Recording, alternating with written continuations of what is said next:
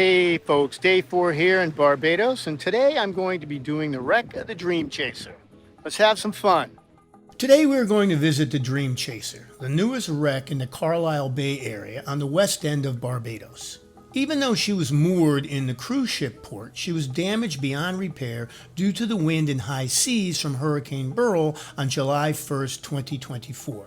The top-heavy nature of the boat's design may have helped in her demise. The vessel was not able to be moved or raised. She was cut into 3 sections while submerged at the dock. In September of 2024, the 3 sections were raised, cleaned as much as possible, and towed to just beyond the Bridgetown Fisheries area, and sunk on September 17, 2024.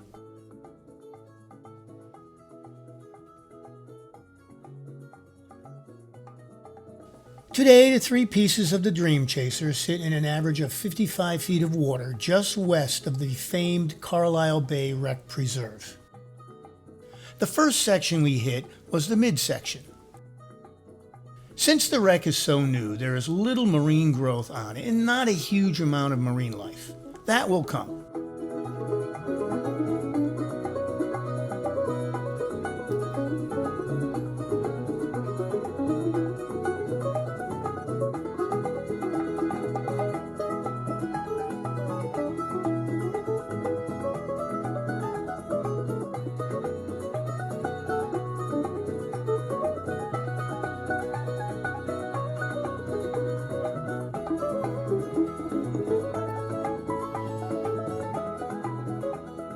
I was surprised at how much was still left on and in the wreckage. There are AC units, signage, other radios, and electrical equipment.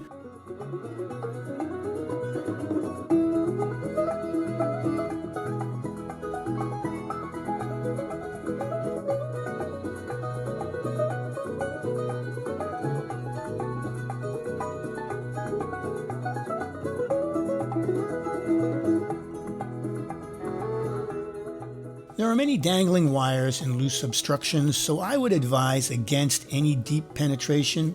From what I gather, the remediation process was only a couple of days.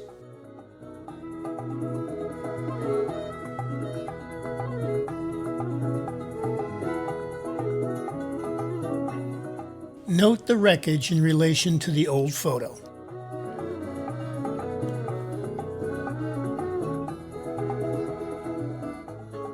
The only downside to the wreck is there is roughly a 4 to 5 minute swim between each of the 3 sections.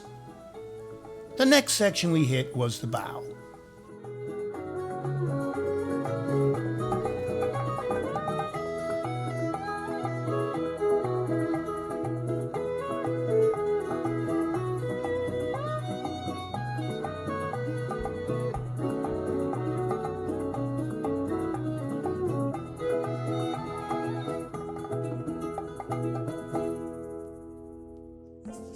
She did have some challenges in her past. For many years, this 98 gross ton, 102 foot long party boat plied the waters off Bridgetown, catering to local and tourist fun seekers. In July of 2018, with over 300 people crammed on board, she left Bridgetown on a Saturday night for a late night music festival. Around 1:20 a.m., a damaged hydraulic ram crippled the steering on the vessel. She spun in circles, turning the Barbados cruise into a vomit-inducing nightmare. It took 8 hours for other vessels to corral the boat and return it to dock. A year later, in June of 2019, tragically, a security guard on board was shot and killed by a local man.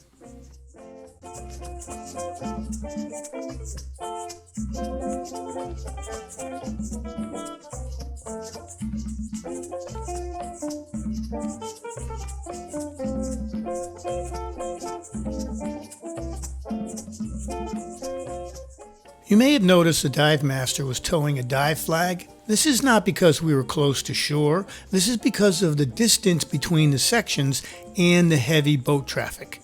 This wreck is only doable by boat. Next, on to the stern. The stern and bow sections sit on a flat sandy bottom, unlike the midsection, which is on a sloping rocky reef. This was mid-January and the water temperature was 81 degrees Fahrenheit.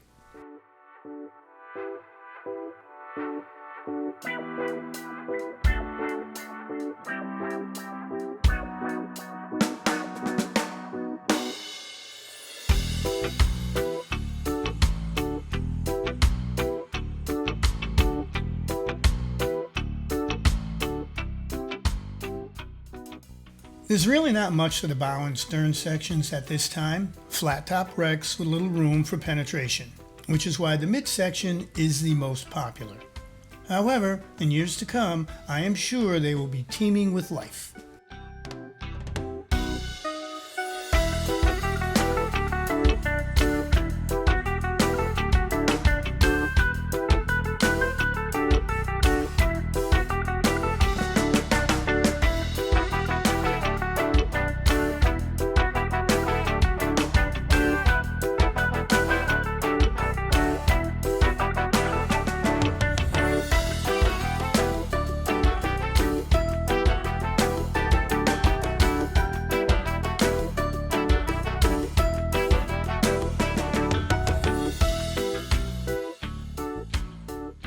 The last leg brought us back to the midsection, which has become quite the popular site for freedivers since it is farther away from the more congested Carlisle Bay Wreck Preserve.